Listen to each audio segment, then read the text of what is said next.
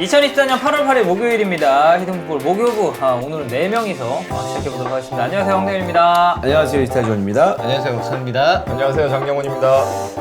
오랜만이네요. 네, 지난주 못 나왔으니까. 네, 지난주에 이제 아까 앞서서 저희가 얘기했었던 이제 아틀레티코 마드리드 유스캠프 때문에 이제 굉장히 바쁘셨고, 그래서 이제 그 제국이한테 듣기로는 이제 이번 주는 이제 몸을 갈아서 일을 하겠다. 이런 얘기를 했다고 제가 들었거든요.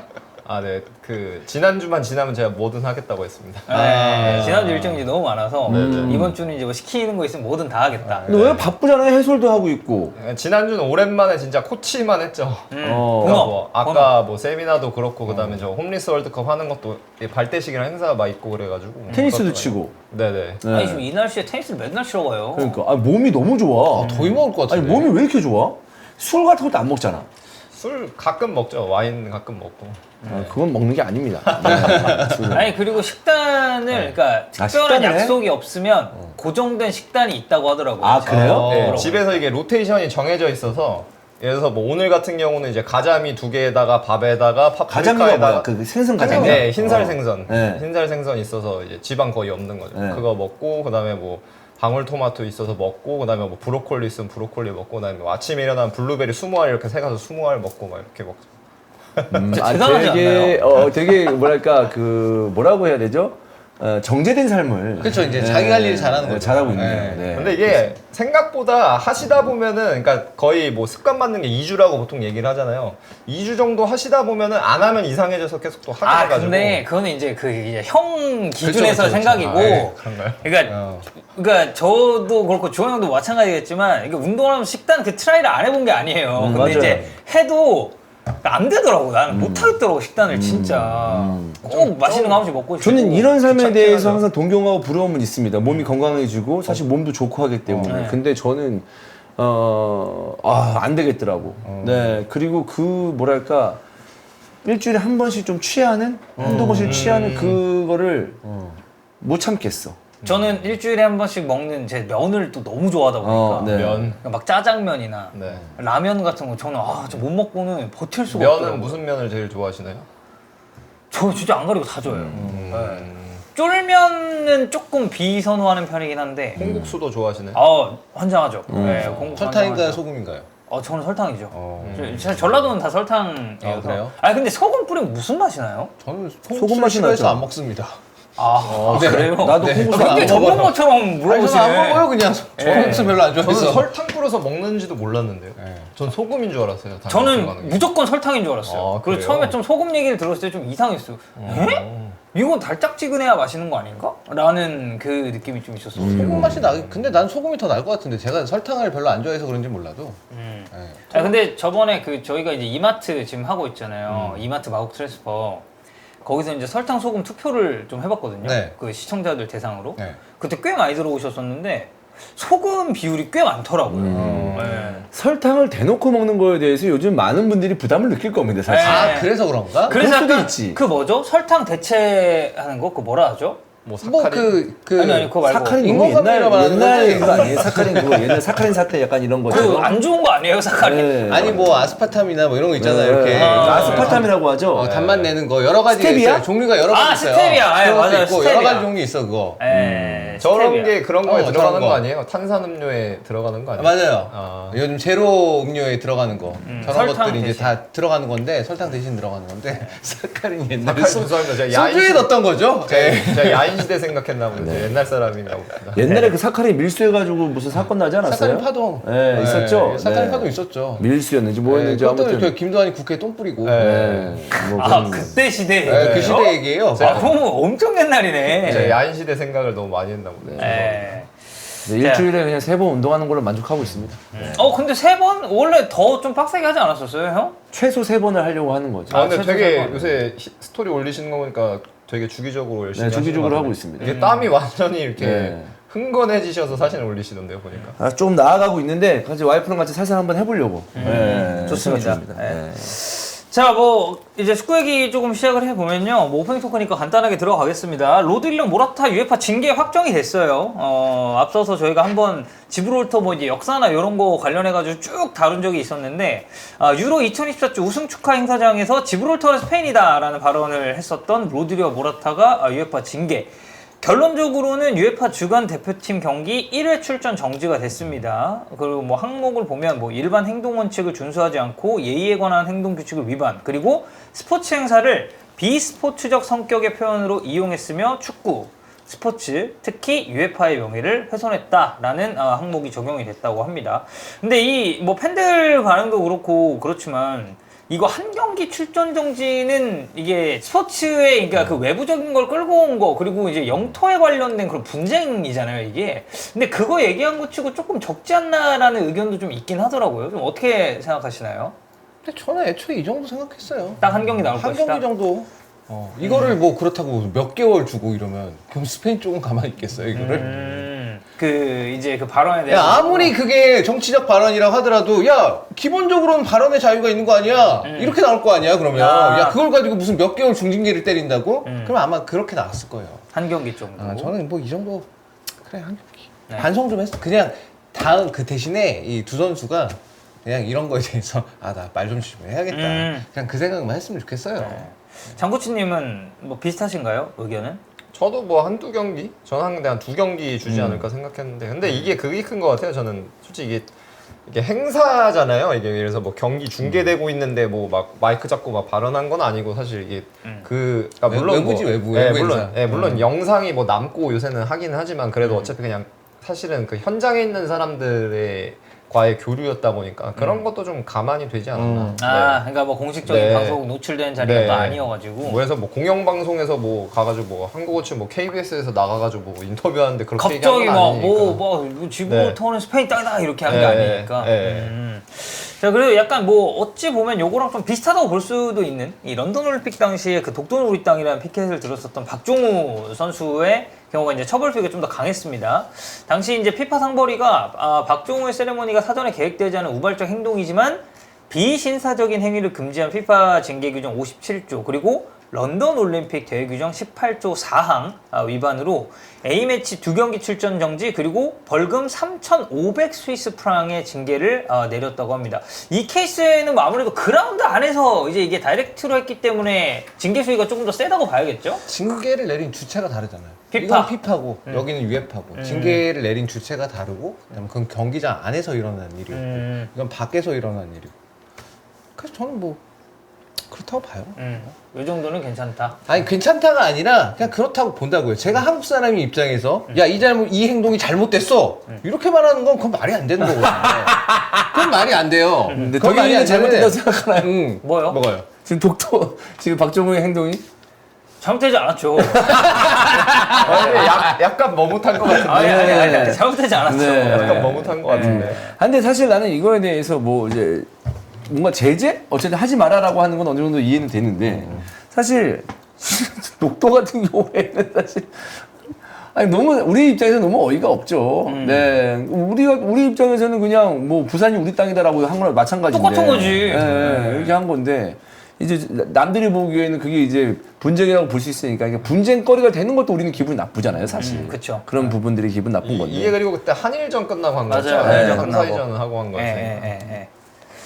그래서 채팅창에 이제 억까 물타기 하지 마시고요. 저 그 정도는 아닙니다. 제가 그 정도 물론 아니라는 게 그럼 어느 정도죠? 전까지는 그 독도를 팔아먹을 정도는 아니라는 거예요. 아니, 물론 이제 제가 뭐 노래를 듣고 뭐 네네네. 영화를 보고 하긴 하지만 네네네. 그건 이제 그런 문화를 좋아하는 거지. 그렇지 않습니다, 여러분들. 오해 없으셨으면 좋겠습니다. 자, 오늘 본격적인 토픽으로 넘어가 보겠습니다. 왜 한숨을 쉬죠? 진행자님 진행해 주시죠. 아니 그냥 예. 이제 뭐 요런 류의 이야기를 이제 좀 너무 좀 많이 한 것 같아서 좀 그렇긴 한데, 이게 대한축구협회가 6일 오후였죠? 이 축구회관에서 약 4시간에 걸친 MIK 워크숍을 진행을 했습니다. 여기에 이임생 이사, 기술본부 소속 연령별 대표팀 지도자, 전임 지도자, 전임 강사, 그리고 전력 분석관까지 한 30여 명 정도의 인원이 참석을 했다고 하고요. 축구협회가 워크숍 일부를 영상을 통해서 이제 공개를 하면서 그 홍명보 감독이 이것저것 된 이 사안에 관련해서 브리핑한 게 이제 팬들이 직접 볼 수 있게 됐죠. 이 네. 영상 자체를. 그래서 이 영상을 이제 좀 보면은 그 앞쪽에 나오는 게 결국 또 이제 그 얘기입니다. 실패를 실패로 끝내고 싶지 않았고, 그 실패를 통해서 다시 한번 성공이라기보다는 무엇이 잘못됐는지 다시 한번 해보고 싶은 마음이 있었다. 그 결과 다시 지금 제가 이거 워딩 그대로 적어온 거거든요. 다시 지금 또 제가 이 자리에 이렇게 서 있는데 하면서 이제 뒤 얘기가 좀 나와요. 그래서 이제 그냥 이 멘트만 좀 보더라도 팬들, 축구 팬들이나 일반 분들이 하신 얘기는 딱 그거죠.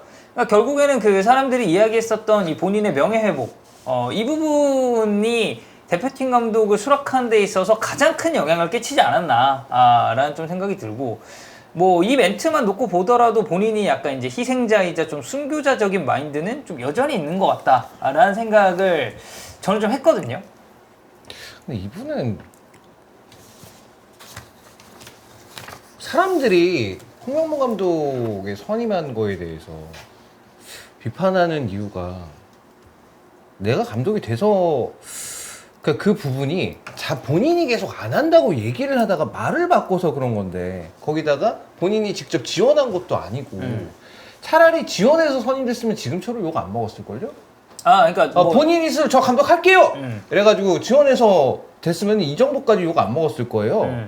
그러니까 이런 마음이 있다면 처음부터 그렇게 얘기를 하든가 아니 며칠 전까지 안 한다 얘기하다가 갑자기 이렇게 되니까 이것 때문에 지금 욕먹는 건데 이런 이유는 별로 중요하지 않아요 사실 이거.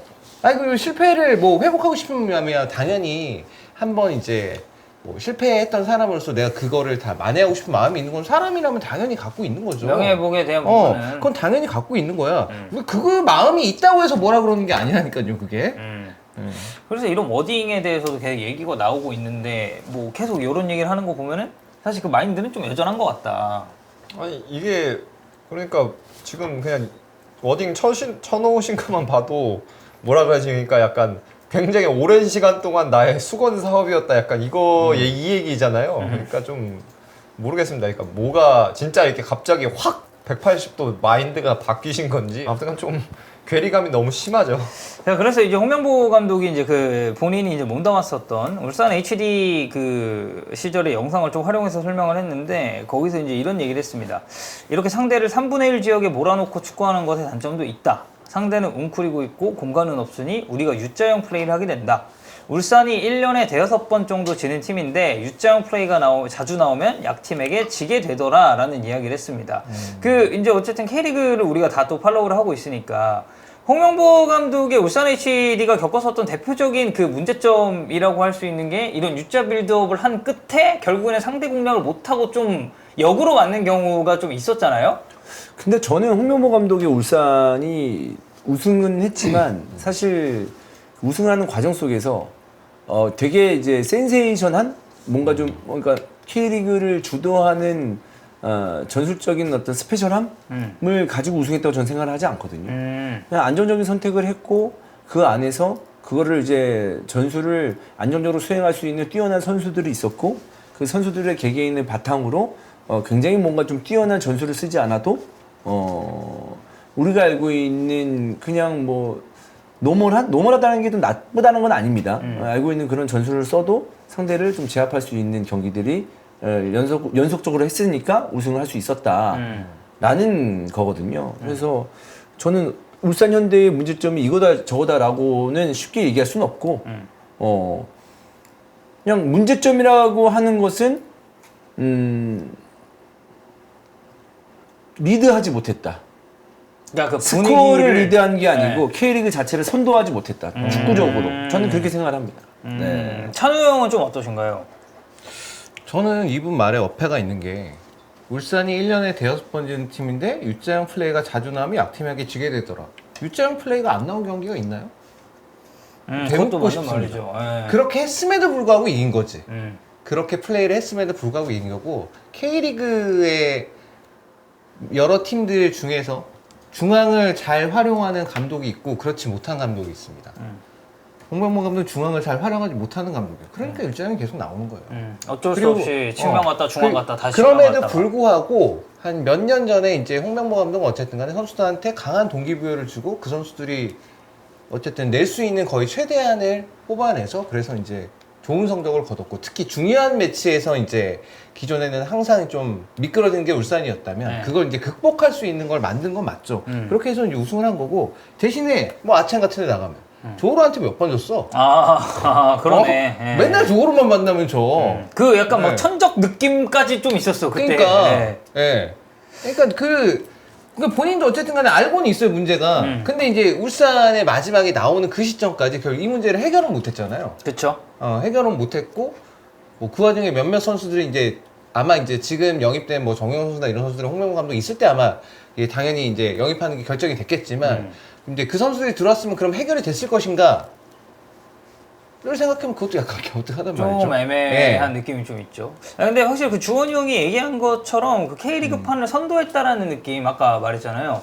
그러니까 뭐 예를 들면 파리아스의 뭐 포항 그리고 그 이후에 뭐 최강희 감독의 뭐 전북 막 이런 팀들은 그런 경기력적으로 우리가 눈에 확실히 딱 보이는 게 있었고 뭐 김기동 감독 포항. 예. 뭐 지금 이제 이정현 감독이 약간 그런 느낌이 있고. 이정현 감독 광주. 그러니까 딱 그 보여주고자 하는 바가 좀 명확했다면 홍명보 감독의 울산은 뭔가 우승을 했음에도 그 축구 자체를 대변하는 색채는 좀 없는 느낌이긴 하네요. 이게 그 이제 U자 빌드업을 어쨌든 여기서는 이제 홍명보 감독이 그냥 워딩이나 그 얘기하는 것만 딱 들어보면은 이게 어쨌든 U자형 플레이가 자주 나오면 안 된다라고 약간 저는 부정적인 그 느낌을 담고 있다고 생각하거든요. 근데 이제 근본적으로 U자 빌드업을 하는 뭐 이유나 이런 거에 대해서는 장코치님이 한번 간단하게 설명 좀 해주시면 좋을 것 같거든요.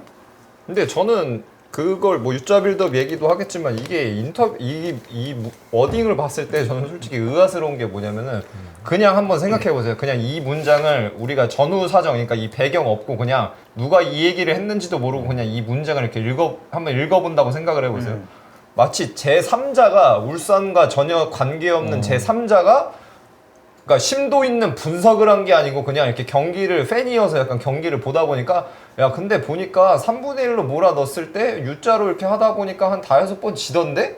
솔직히 이런 느낌이에요. 제가 느꼈을 때는. 그러니까 뭐 예를 들면 그건 거죠. 그러니까 제 생각에는 이렇게 느꼈을 때는 이거를 같은 얘기를 할 수도 있죠. 근데 이게 문장 구성 자체가 문단 구성 자체가 이런 식으로 되죠. 이런 부분이 안 되다 보니까 U자 빌드업이 나오고 그래서 경기에서 우리가 몇 번을 진 적이 있다. 혹은 뭐 경기가 잘 안 풀린 적이 있다. 이렇게 돼야 되는데 이건 마치 인과관계가 좀 약간 잘못돼 있어요. 제가 봤을 때는. 그러니까 마치 전혀 관계없는 제3자가 얘기하는 것 같고 이제 U자 빌드업 얘기로 이제 넘어와서 얘기를 하자면은 U자는 결국에는 그거죠. 우리가 제일 쉽게 그냥 얘기할 수 있는 거는 윙에서 풀백, 그러니까 왼쪽 윙에서 왼쪽 풀백으로 패스하고 풀백에서 센터백, 센터백, 풀백, 윙, 풀백, 센터백, 센터백, 윙. 그래서 이제 아마추어 축구하면 이렇게 많이 나오죠. 많이 나오는데 결국에는 그냥 뭐 쉽게 얘기해서 그거죠. 우리가 보통 삼각형, 그 다음에 뭐 다이아몬드 얘기를 많이 하는데 선수가 이제 결국엔 대각선으로 포지셔닝을 하지 못하다 보니까 계속해서 이렇게 공이 바깥쪽으로만 돌게 되고 그러다 보면 이제 U자가 나오는 건데 그래서 U자의 빌드업의 결국에 가장 큰 뭐 그냥 직관적으로 말씀드려서 문제라고 할 수 있는 건 그거죠. 상대 라인과 라인 사이를 결국에는 넘어갈 수가 있어야 되는데 그래서 제가 맨날 얘기하는 것처럼 중앙으로 집어 넣으면은 안쪽으로 좁혀 들면은 그때 바깥쪽으로 나가서 사이드 공간을 활용하는 게 돼야 되는데 바깥쪽으로만 돌면은 상대가 그냥 거의 서서도 수비를 할 수 있죠. 그냥 한 4-5발만 움직이고 그냥 4-5발만 움직이고 계속 거쳐서 왔다 갔다를 하니까 이제 결국엔 그러다 보니까 쉽게 얘기해서 공격이 지공이 이제 높이가 있는 공격이 잘 전개가 안 되고 있다. 이거에 대한 증거가 현상이죠, 현상. 그러니까 U자 빌드업은 사실은 현상인 거예요. 이거를 뭐 전술적 용어로 얘기하는 게 아니고 이거는 현상인데 이제 현상을 그러니까 약간 본질처럼 얘기한 거니까 이게 좀 이상하게 느껴지죠. 그러니까 우리가 U자 빌드업을 하자 해서 하는 게 아니잖아요. 네, 사실 이거 네. 자체가. 아니 뭐 할 수는 있겠죠. 제일 쉬운 거니까. 할 수는 있는데 했을 때 어드밴테이지는 거의 없다. 근데 이제 어떻게 하다 보면 근데 자연스럽게 나올 수는 있다. 말 그대로 현상이니까. 아니, 극단적으로 얘기하면 그 가운데 사이사이에 선수들이 거의 못 버티고 밀려난 거니 바깥으로 그냥 네, 밀려난 거예요. 어떻게 보면 수비를 어떻게 뭐 뚫어내거나 아니면 거기에 포지셔닝을 하지 못해서 그냥 밀려난 거예요. 그러니까 이게 그래서 이게 그러면 뭐 이거에 대한 해법을 얘기해야 될 거 아니야. 이런 게 이게 현상이 벌어졌으니 이럴 때는 어떤 부분을 해줘야 된다.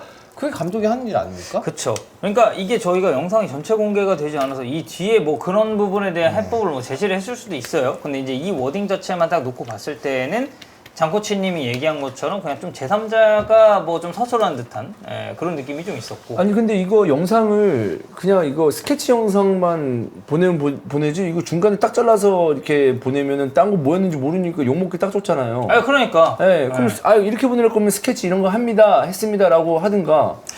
다 영상 공개도 안 해가지고 괜히 우리가 이상한 말만 하게 만들고 좀 아쉬운데요? 아니 그래서 이게 그러니까 이거 아니야? 계획 아니야? 뭐야? 혹시 우리가 이렇게 얘기하고 이제 이때다 싶어서 자 해법이 여기 있습니다. 2차 공개 이런 거 아니야? 아니 근데 이제 제 생각 이게 이제 협회가 어쨌든 그 영상 일부러 공개를 한 거잖아요. 그러면 저는 거르고 걸러서 공개를 했을 거라고 좀 생각하긴 해요. 되게 좀 막 말 꼬이고 이상한 걸 공개할 수는 없잖아요. 공개한다는데. 근데 이걸 하는 이유는 뭐예요, 갑자기? 이 MIK 워크숍이요? 그러니까 결국 그거예요. 그러니까 이 MIK라는 것 자체가 이제 메이드 인 코리아 그거잖아요. 그래서 이제 우리만의 축구 철학을 가져야 되고 우리만의 시스템을 구축을 해야 된다라는 얘기고 결국 이제 이게 저는 돌려서 얘기하면 그런 거죠.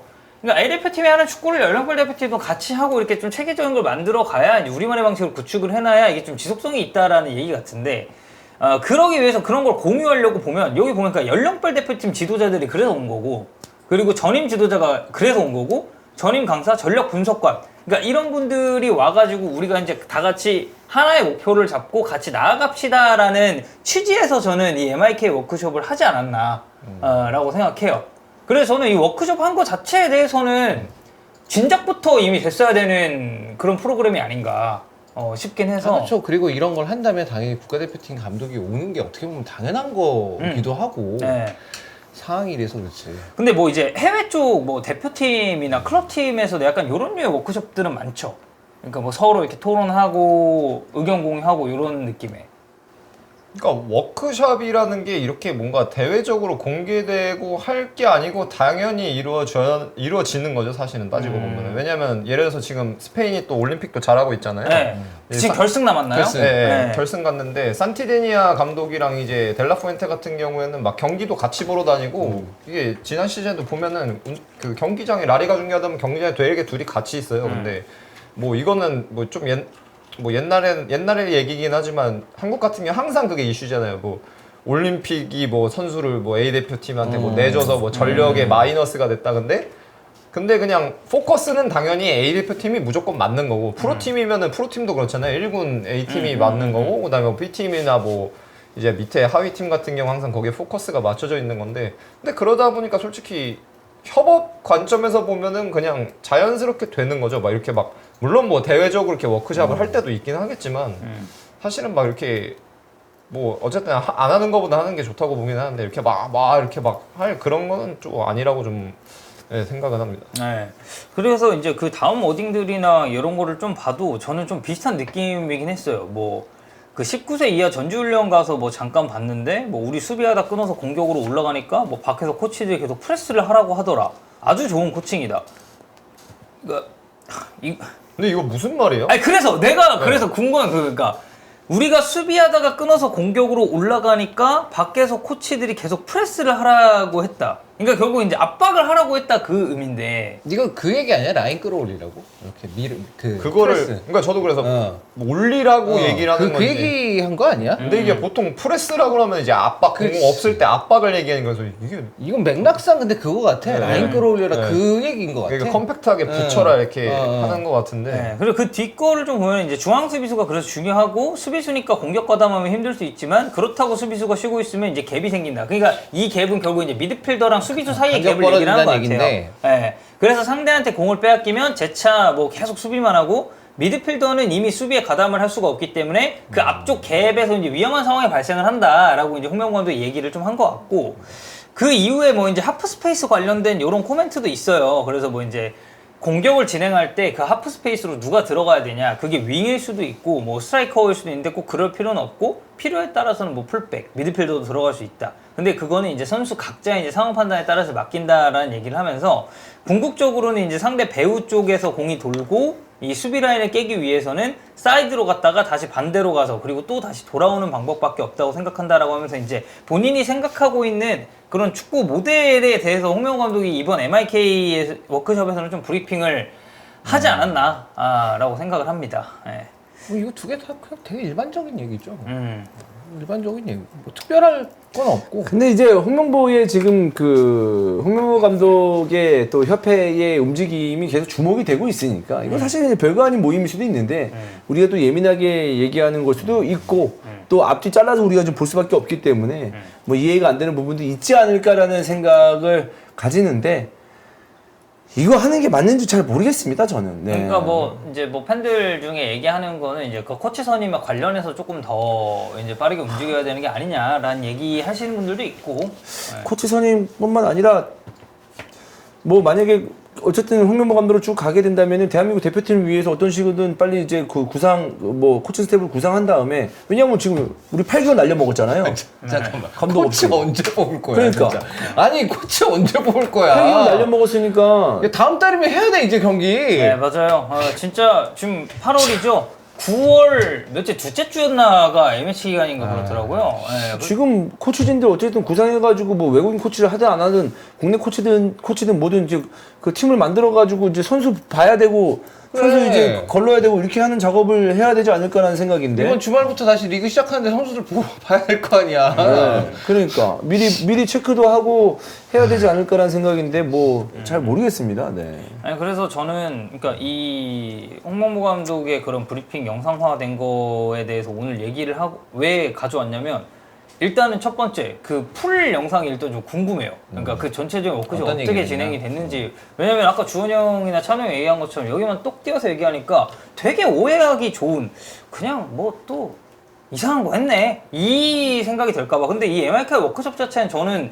그래도 이런 건 진짜 있었어야 된다고 생각하는 주의이기 때문에 그래서 이제 좀 궁금해서 여러분들이 좀 어떻게 생각하시는지를 가져와 봤고 어쨌든 이게 뭐 홍명보 감독으로 쭉 가든 뭐 그게 아니든 간에 이런 코치 선임이라든지 아니면 이제 선수들에 대한 이제 그런 부분을 조금 더 대표팀이 이제 빠르게 파악을 해야 될 필요도 있지 않을까라는 생각입니다. 뭐 어쨌든 봤을 때 홍명보 감독이 울산이 왜 경기력에서 비판을 받았는지에 대해서는 잘 알고 계신 것 같아요. 여기 한 얘기가 다 그 얘기니까 잘 알고 계실 것 같은데 대표팀에서는 이런 일들이 반복되지 않도록 그런 방법론적인 것들이 있었으면 좋겠습니다. 네. 자, 다음 주제로 넘어가 보도록 하겠습니다. 뭐 저희가 이마트에서도 이 소식은 다루긴 했었는데 요즘에 이제 레알 소시에다드 출신 선수들이 상당히 좀 믿음직한, 그러니까 믿고 쓰는 레알 소시에다드산 이제 미스레라는 얘기가 팬들 사이에서 좀 나오는데 미켈 메리노가 지금 아스날과 링크 있고요. 그리고 수비 맨디가 오늘 이제 그 스페인 쪽에서도 일제히 보도가 나오기 시작하면서 리버풀과 링크가 지금 진하게 나오고 있는 상황입니다. 자, 일단 미켈 메리노 얘기를 좀 먼저 해보면요. 아스날과 링크 있고 이적료는 약 한 3천만 유로 선이라고 해요. 그래서 로마노 얘기에 따르면 이적이 굉장히 순조롭게 진행 중이고 거래 구조나 지불 조건에 대해서 양 분할이 논의 중인데 미켈 메리노는 아르테타와 굉장히 뛰고 싶다라는 그런 코멘트를 했습니다. 뭐 또 아르테타 빠 아니십니까? 네. 메리노와 아르테타, 메리노와 아스날 뭐 궁합적으로는 좀 어떻게 보시나요? 네, 상당히 괜찮은 조합이죠. 상당히 괜찮은 조합이어서 뭐 4-3-3 했을 때 같은 경우에 또 메리노도 이제 이번에 유로 때도 저희가 보지 않았습니까? 이제 경기 중 상황에 따라서 다른 옵션이 될 수가 있고 특히 이제 카이가 약간 이번 시즌도 결국에는 이제 9번으로 좀 활용되는 빈도가 높을 것으로 예상이 되기 때문에 뭐 토업에 네. 대한 따로 뭐 그게 네. 없으니까. 네, 그리고 어쨌든간 왼발잡이는 항상 귀하고 또 이제 왼발잡이 미드필더 아스날이 왼발잡이가 유독 많거든요. 그렇기 때문에 이 전체적인 공 순환에 기여하는 부분 근데 이제 또 왼발잡이인 게 그런 데서 또 메리트가 있기 때문에 상당히 괜찮은 영입이 되지 않을까 저는 생각을 합니다. 찬호 형은 좀 어떻게 보세요? 메리노와 아스날. 잘 맞겠죠. 그리고 아르테타 감독이 지금까지 영입을 했었을 때 결국에는 다 뜻이 있어서 뜻이 있고 쓰임새가 있어서 그래서 이제 영입을 했던 것 같으니까 이것도 어쨌든 아르테타 감독이 강력하게 좀 원하는 픽이라고 하니까 그냥 좀 기대돼요. 일단 가서 또 어떤 모습을 보일지 좀 기대가 되고 그 전에 근데 저는 개인적으로 아스날은 좀 파는 걸 좀 팔아야 되지 않나. 선수단 정리를. 정리를 좀 해야 되지 않나. 물론 이제 그거는 뭐 에두 단장이 한다고는 하니까. 저희가 어제 이제 그것도 해봤잖아요. 애들 이제 빙의해가지고 그 아스날 선수 내보내고 막 이런 것도 좀 해봤는데 뭐 정리도 좀 돼야 될 것 같고. 주원 형 이거 미켈 메리노 스카우팅 리포트 혹시 생각 있나요? 딱 오게 된다면? 아스날 정도면 좀 해야 되지 않을까? 네. 아스날이 아니라면? 뭐 예를 들어 뭐 첼시다. 미켈 메리노가 첼시로 간다. 아, 그것도 할 수 있죠. 근데 중요한 게 뭐냐면 첼시는 좀 하기 힘들어요. 왜요? 팀에 대해서 잘 이해를 못 하겠어요. 그러니까 인지가 너무 팀에 대해서 안 되니까 이 선수가 여기 와가지고 어느 역할을 해줄까라는 게 잘. 하긴 뭐 감독도 아니, 바뀌고 감독도 새로 바꿨으니까. 온 선수도 엄청 맞아. 많고 하니까. 그래서 어려운데 아스날 같은 경우는 계속 팔로우가 됐잖아요. 네. 근데 뭐 맨유다 그러면. 맨유도 되죠. 어. 맨유, 뭐 첼시, 또 맨시티, 리버풀, 그다음에 뭐 또 누구 있어? 토트넘 정도는 어떤 선수가 들어오면 어떤 역할을 대충 좀 하겠다라는 얘기는 할 수 있는데 아, 나 왜 이렇게 첼시가 그래서 나 이번 시즌 좀 첼시를 주목하려고 하거든요. 그러니까 주목해서 안 보면 이 팀을 놓쳐버릴 것 같아 이제. 아, 그냥 약간 이렇게 영역 눈에 안 들어가. 이게 팀이 눈에 들어와야 되거든요, 이게. 첼시 거의 지금 대전이야. 선수가 엄청 많아요. 그러니까 이게 팀이 눈에 들어와야 돼. 이게 누구 딱 베스트11 보다 아 누구 그냥 변화가 있구나라고 해서 이제 그래야 팀이 딱 보이고 이 팀이 뭘 하려는 거구나 이게 보이는데 첼시는 지금 지난 시즌과 이제 이번 시즌 했을 때 잘 눈에 이게 안 들어와요. 지난 시즌에 주목 굉장히 하셨잖아요. 2위 예측하지 않았나요? 맞아요. 네. 내 눈에 안 들어오니까 2위 못했지. 눈에 들어와야 돼요. 막판 치고 올라오긴 했어, 첼시 그렇죠. 그래도. 네. 그래서 첼시를 좀 주목해서 볼 필요는 있다. 이제 첼시도 이제 안정이 돼야 돼요. 자, 그래서 메리노 지금 아스날 얘기 많이 나오고 있고. 메리노 아스날 오면 막 관심도 많이 있으니까 저도 이제 이 선수 보면서 스카우팅 되면 다음 시즌 보는데도 편하거든요. 그쵸. 그래서 스카우팅 한번 해보도록 하겠습니다.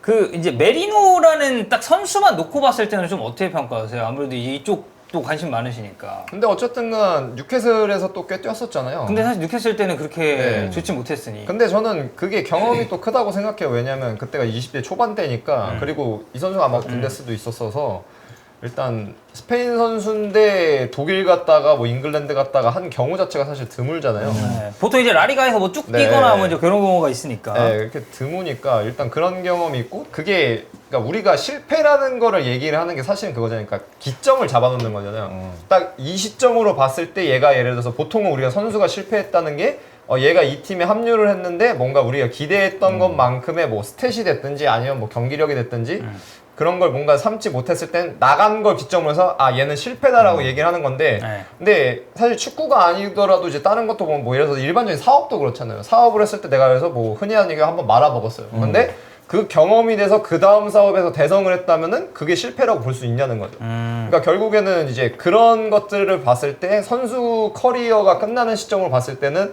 미켈 메리노라는 선수는 결국엔 성공한 선수가 될 가능성이 높고 그리고 이번에 아스날에 오게 된다면은 저 개인적으로는 이제 확실히 그 과거에 우리가 실패라고 불렀던 사례들이 결국에는 이제 선수가 실패가 아니었다는 걸 입증하는 좀 그런 계기가 되지 않을까 네, 좀 그렇게 생각을 합니다. 이렇게 되면 아스날은 또 이제 소시에다드산 미드필더 이제 2명, 웨데고르 그리고 이제 메리노 이렇게 이제 보유를 하게 되고 그 다음으로 얘기 나오고 있는 게 이제 수비맨디입니다. 수비맨디가 원래 온스테인 쪽에서만 얘기가 나왔다가 이제 뭐 렐레보, 뭐 아스, 마르카 가릴 것 없이 스페인 언론 쪽에서도 지금 얘기가 굉장히 많이 나오고 있거든요. 리버풀이 사실 지금까지 굉장히 조용했다가 수비맨디 영입을 위해서 한 6천만 유로 정도를 지불할 준비가 돼 있다라고 이제 렐레보 쪽에서 얘기가 나왔고 지금 리버풀과 소시에다드 양 구단이 수비맨디 이적에 관해서 이제 협상을 진행 중이라는 얘기를 합니다. 그러니까 지금의 리버풀로 봤을 때 6번 자리에 대한 수요, 그러니까 형철이는 센터백 얘기를 조금 많이 하긴 했었거든요. 센터백 관련해서 영입이 그래도 좀 필요하지 않나라고 이제 의견을 줬었는데 이 리버풀에 지금 수비맨드가 들어갔을 때 효과는 좀 괜찮을 거라고 보시나요? 아, 괜찮죠. 매우 좋지, 사실. 예. 지금 뭐 수비수가 물론 백업을 할 만한 수비수가 있으면 좋겠죠, 더. 네. 근데 지금 뭐 반다이크하고 코나테가 일단 굳건한 그 체제라면 그렇다면 이제 지금 사실 가장 거의 모든 포지션을 놓고 해서 가장 취약한 부분이 이 위치라고 보이니 이 위치에서 수비맨드 정도 되는 선수를 영입한다면 제일 좋지 않을까. 그리고 좀 보긴 봐야 돼. 슬롯 감독이 이제 어떻게 하는지 보고. 그 다음에, 이 감독 안에서는 또 뭐 어떤 선수가 잘하고 부진하고 뭐 이런 게 있을 수가 있으니까. 있죠. 그런 게 네. 있으니까 그걸 보고 이제 결정하는 게 맞긴 맞죠. 주원 형, 올 시즌 리버풀은 좀 어떻게 보세요? 지금 뭐 이적 시장은 일단 수비맨디 정도 제어가 좀 조용한데. 나 혼자만의 생각을 봤을 때, 이 리버풀이라는 구단이, 온전히 주관적인 생각입니다. 네. 슬롯 감독을 이제 짱을 보고 있다. 약간 어떤 까란지 이제 보고 있다는 얘한테 돈 써도 되나 안 되나 약간 이런 거를 좀 짱을 보고 있는 게 아닌가. 오케이. 네. 아, 전폭적인 지지를 해도 되나 되나 안 되나. 왜냐하면 클럽이 떠난 이후에 이거 흔들리면 이거 다시 감독 바뀔 수도 있는 거거든요. 네. 왜냐하면 오랫동안 좋은 감독이 팀을 맡았다가 떠났을 때 죄다 흔들리고 있거든요, 사실. 그렇죠. 죄다 흔들렸었고 초반에는. 뭐 가까운 얘가 아스날이 당장. 네. 근데 아니 뭐 맨유도 마찬가지고. 아스날이 흔들렸지만 아르테타에게 계속 신뢰를 보내주면서 어쨌든 그렇게 됐는데 이제 그 신뢰를 보내준 것도 구단이 이제 판단을 했겠죠. 아, 얘 신뢰 보내줘서 오랫동안 할 수 있겠구나라는 생각이 들었으니까 아스날들이 쭉쭉 같이 간 거 아니겠습니까? 그리고 성과도 어쨌든 트로피는 없지만 경기력적으로 내고 있고. 네, 그래서 딱 봐서 이제 구단 좋아요 이렇게 생각을 한 거죠. 이게 슬롯 감독 이거 선수 이런 선수 원한다고 합니다. 라고 하면 이제 구단 좋아요 얘기하겠죠. 야, 좀 더 보자. 좀 짱 보자. 그러니까 프리시즌 하는 거 좀 더 프리시즌 보고 프리시즌에서 좀 됐다 싶으면은 하나 더 추가해주고 그다음 좀 되면 겨울철에 한번 해주고. 근데 조현민 아저씨 진짜 그럴 것 같아. 그래, 차가워 보이잖아. 또 이제 그거. 미국 좀 그건 약간 그런 차가워 거가. 보여. 천천히 이 새끼들아 이렇게 해서 하지 않나. 아니 그 이제 저쪽 이제 우리가 보는 보법이 다르다는 얘기 있잖아요. 이제 관점이 다르다. 그럴 수도 있어요. 진짜 단순하게 생각해요. 네. 복잡하게 생각할 필요 없이 다 사람 됩니다. 네. 그 수비맨디 얘기가 이제 어쨌든 쭉 나와서 그리고 우리가 오늘 소시에다드 얘기를 좀 하고 있어서 여기 하나 더 붙이자면 이제 그 소시에다드가 연고로 삼는 지역이 이제 산세바스티안이라는 이제 도시잖아요. 네. 아르테타가 이제 여기 출생이고 그리고 오늘 이제 그 두 어린 시절의 친구가 자웅을 겨뤘죠. 네. 아스날과 레버쿠젠. 근데 아르테타가 이제 걔 그냥 생각은 굉장히 이기고 싶지 않았을까요? 왜냐면 어린 시절에 둘이 친구였고 정말 촉망받던 유망주이자 축구 선수였는데 사실 이제 알론소가 훨씬 더 커리어는 잘 풀렸잖아요. 선수로서의 커리어. 네, 그리고 아르테타는 사실 감독으로서도 알론소가 결국 이제 우승 트로피를 이렇게 들어버렸으니 FA컵 우승 안 쳐주나요? 아니 여기는 포칼이랑 뭐. 리그잖아요. 그 포칼은 어차피 동급이고 FA컵을. 네. 리그 우승한 거는 사실 무패 우승 그건 대단하긴 하지. 네. 그래서 이제 사실 스페인 대표팀도 아르테타는 한 번도 못했습니다. 연령별까지만 딱 했었고. 그래서 이제 좀 어린 시절의 친구들도 만나서 기분 좋지만 굉장히 좀 이기고 싶지 않았을까. 근데 그때 그 스페인 미드필더가 너무 좋긴 했어. 아르테타도 좋은 미드필더였지만. 네. 그래서 어쨌든 이렇게 둘이 이게 만나게 됐는데 이 아르테타와 차비 알론소도 둘 다 이제 산세바스티안 지역 출신입니다. 알론소는 이제 특히 기프스코아라는 지역의 이제 톨로사라는 작은 마을 출신인데 이 두 감독이 안티구오코라는 그 아마추어 청소년 클럽에서 이 선수 커리어를 처음 시작을 했더라고요. 그래서 이 안티구오코라는 곳 출신을 보면 아리차 아두리스 그리고 지금 보머스 감독이죠. 안도니 이라올라 그리고 유리 베르치체 지금 이제 빌바오 뛰고 예전에 토트넘 유스였었던 이 선수들이 있는데 이 소시에다드 축구가 최근 들어서 사실 대표팀에도 굉장히 많은 선수들이 이름 올리고 있고 이렇게 프리미어리그에도 좀 좋은 선수를 보내고 있는데 이쪽 축구에 대한 전체적인 뭐 시스템이랄까 좀 그런 게 좀 특별하게 있을까요? 이게 스페인은 자치주 개념이라서 그러니까 우리나라로 따지면 도죠. 경기도, 강원도 이렇게 있는데 이 기프스코아는 좀 그 자치주로 봤을 때 여기는 좀 독특해요. 그러니까 여긴 그러니까 그 바스크 컨트리 우리가 얘기하는 바스크가 도고 여기는 시 정도 돼서 인구도 많지도 않아요. 60만이었나? 뭐 아무튼간 인구도 되게 적은데 근데 여기는 일단 특이한 게 뭐냐면은 그 연령대가 몇 살이었다? 10살인가 전까지는 한 종목을 2번 이상 훈련을 못 해요. 다 그리고 시켜보는구나. 네, 그리고 그 특정 종목에 특화된 거 말고 체육 활동을 주 2회 이상 해야 되는 걸로 알고 있어요. 제 기억으로는. 그러니까 축구를 해도 2번밖에 훈련 못 하고 축구 외적인 체육 활동을 그 외적으로 2번을 해야 돼요. 그리고 그게 되지 않으면 이제 못 하게끔 돼 있거든요. 그게 아예 축구, 법적으로. 농구, 뭐 테니스 이렇게 하는 건가요? 한 주에? 그냥 약간 그 뭐라 그러지? 축구, 농구, 테니스 뭐 이렇게? 축구는 그러니까 예를 들어서 특정 번. 팀에 들어가 있으면 그냥 팀 훈련 2번을 하고 근데 그 외적으로 예를 들어서 뭐 우리가 옛날에 생각한 뭐 방과후 체육 활동인데 뭐 그런 거를 해야 되는 거죠. 그러니까 특정 종목에 그러니까 거기에 소모되지 않게끔 이제 그게 돼 있어요. 근데 그러니까 이게 그러니까 약간 역설적이죠. 야 그러면은 야 그때부터 한국 관점에서 그죠. 야 그때부터 일주일에 5번, 6번 훈련해야지 부족한 걸 채울 수 있는데 근데 근데 그러다 보니까 1군 지금 비율도 엄청나게 높고 그리고 지금 우리가 보고 있는 것처럼 사실 좋은 선수들이 계속 나온단 말이죠. 물론 뭐 메리노 같은 경우에는 저기 오사수나 출신이니까 조금 약간 다른 얘기긴 거기 이제 하지만 나바라여가지고 네, 근데 어쨌든간 그런 관점에서 이제 기프스코아는 이제 특이점이 있고 그다음에 이제 두 번째 레알 소시다시랑 연관지어서 특이점은 또 뭐가 있냐면은 그러니까 이 기프스코아를 대표하는 이제 프로팀은 이제 예를 들어서 이제 세 개죠. 알라베스 있고 알라베스는 아니구나. 그 에이바르랑 레알 소시다시 있어요. 에이바르랑 레알 소시다시 있는데 특이점이 뭐냐면은 레알 소시다 이제 홈페이지 들어가 보셔도 이제 볼 수가 있어요. 그래서 근데 레알 소시다는 그 유소년 아카데미 팀을 보면은 그러니까 인판틸 그러니까 중학교부터 팀이 있어요. 초등학교 팀이 없어요. 레알 소시다는. 그럼 그게 어떻게 돼 있냐? 그냥 이제 우리가 한국에서 얘기하는 사설 클럽들이 그 하위 연령대 초등학교 때까지는 선수를 육성을 하고 거기에 있는 코치들이 레알 소시에다 그 시스템 안에서 막 교육을 받으러 와서 교육을 받아요. 그리고 나서 이제 협약이 돼 있는 팀들은 중학교 올라갈 때 이제 레알 소시에다 팀을 이제 글로 선수들을 보내는 거예요. 그러니까 여기서 이제 그래서 이제 에이바르 같은 건 좀 싫어해요. 그래서 이게 좀 계속 싸우거든요. 이제 왜냐면 그런 역할을 하니까 이제 지원금이나 이런 게 예산 자체가 레알 소시에다 좀 많이 나가니까 예, 그래서 막 그걸로 몇 년 전에도 계속 싸우고 그랬었는데 아무튼 이제 그러다 보니까 구조 자체가 스페인에서도 일반적이지가 않죠. 엄청 특이한 경우죠. 엄청 특이한 경우서 예를 들어서 뭐 우리가 생각하는 바로는 야 같은 구단에서 해서 뭐 스페인 같은 게임 모델이 있으니까 초중고 막 이렇게 연속성을 가져간다고 하는데 야 그게 근데 그렇게 돼? 근데 그렇게 돼서 되려 지금 계속해서 성과가 나오는 상황이니까 특히 이제 중앙 미드필더들이 엄청나게 많이 나오죠. 그리고 이제 유스 출신에서도 좋은 선수들이 이제 계속 좀 나오고 있는 네. 이제 소시에다시니까. 네. 예, 그래서 어쨌든 이번에 소시에다드 출신 이제 2명의 미드필더가 프리미어리그로 이제 입성을 하게 되니 이런 배경에 대해서 알고 보시면 조금 더 재밌지 않을까. 추가적으로 메리노랑 수비멘디가 실제로 이제 이적이 오피셜이 나면은 와서 이제 뛸 때 좀 어떤 식으로 뛸 수 있을 것인가 이런 거에 대한 기대도 저는 개인적으로 꽤 많이 되긴 해요. 특히 메리노는 뉴캐슬에서 어쨌든 안 좋았었던 그 시기가 있었으니 다시 아스날로 돌아와서 아르테타 밑에서 뛰었을 때는 좀 어떨까 이런 궁금증도 좀 있는 것 같습니다. 메리노는 그걸로 지금 스페인 많이 얘기 나오죠. 아틀레티코 깠다고.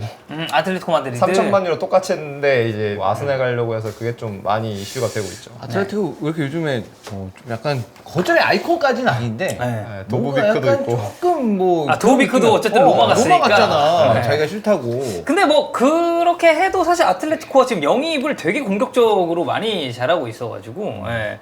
그럼 마지막으로 수비멘디의 스타일인 이런 걸 놓고 봤을 때 장코치님 리버풀이랑은 좀 어떻게 보세요? 수비멘디는 괜찮은 게 뭐냐면은 그러니까 6번인데 더블 피봇으로 나와서 6번, 8번 같이 4-2-3-1이죠. 그러니까 우리가 네. 얘기하는 아니면 뭐 3-4-3이 될 수도 있고 그렇게 더블 피봇해서 6-8이랑 같이 나와도 갭이 없고 그냥 혼자 이제 솔로로 그냥 6번 그냥 4-3-3에서 역삼각형 나와도 제가 봤을 땐 갭이 없어요. 그리고 이게 지난 시즌은 아니었고 이제 지지난 시즌이랑 그 전 시즌 같은 경우는 레알 소시에다시 이제 이 이마누엘 감독 오고 나서 이제 많이 장면이 나왔던 게 뭐냐면은 수비할 때는 이제 공격할 때는 포백으로 이렇게 했다가 우리가 뭐 이건 어느 정도 익숙한 거죠. 뭐 예전에 뭐 연령별 대표팀 한국 경우도 이제 좀 봤었는데 이제 수비할 때는 미드필더 6번을 내려서 이제 5백 아예 일자로 5백 구성해 놓고 이제 플레이하는 경우도 있었는데 그런 플레이에도 꽤 능하고 그리고 그게 능하다는 거는 이제 수비하는 관점 그러니까 뭐 제가 쓰는 표현은 발을 붙이고 수비하는데도 꽤 능해요. 그러니까 키가 엄청나게 크고 신체적인 게 엄청나게 제일 큰 강점은 아닌데 어쨌든 간 그런 플레이에도 능하고 뭐 이게 6번, 8번 어쨌든 그런 걸 두 개 다 겸임할 수 있다. 그래서 슬롯이 보면은 뭐 모르겠어요. 시즌 어차피 개막해 봐야 아는 거니까 또 합류하지 않은 선수들이 프리시즌 유독 많았으니까 봐야 되는 건데 지난 시즌 보게 되면 이제 4-3-3을 할 수도 있긴 한데 이제 4-2-3-1이 좀 더 가까워 보이거든요. 네. 제가 봤을 때는. 이제 그런 거 감안하면은 이제 뭐 메갈리스터랑 같이 나오기에도 괜찮고 아니면 뭐 상황에 따라서는 엔도랑 이제 같이 2명 나올 수도 있고. 아예 더블 피벗으로. 네, 그래서 수비맨디의 파트너로 누구가 나오느냐 이런 거에 따라서 좀 조합도 다양하게 될 수 있을 것 같아서 저는 굉장히 긍정적입니다. 좋습니다. 뭐 수비멘디나 메리노나 오피셜이 뜨면 저희가 또 나름대로 주원 형이 또 스카우팅이나 이런 거 준비할 거니까 여러분들 많이 봐주셨으면 좋겠고요.